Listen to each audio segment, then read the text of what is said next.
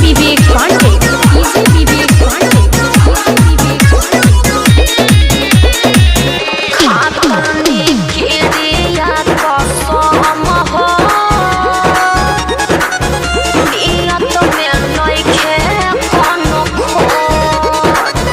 प्यार को शौक हमारा कोरोना दिलबा को लागे बड़ी चोट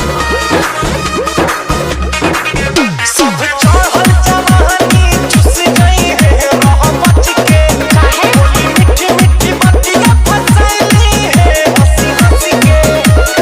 कालू से का प्यार में करा आजकल के लाली किन के फेरा में जानी पड़ी हो आजकल के लड़की फैशन धोखेबाज बारी रुपये से करस खाली तारी उड़नबाज बारी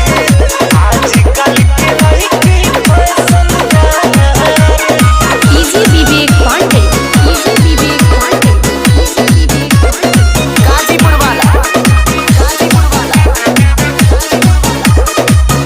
बात सुन रितेश विशाल हो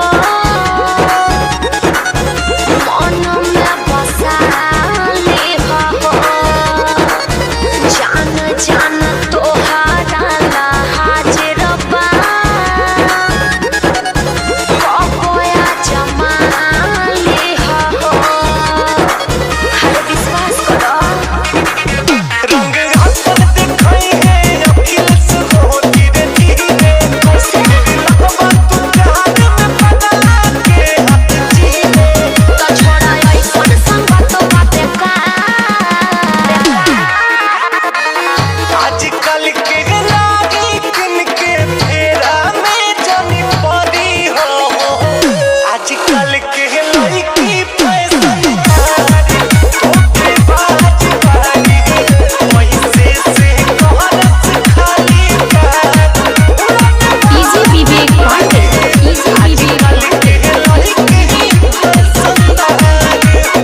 गलत फहमी में मत पड़ो। डीजे विवेक पांडे चैनल सब्सक्राइब कर लीजिए, नोटिफिकेशन को ऑन कर लीजिए। क्योंकि कोई भी गाना मिस नहीं होना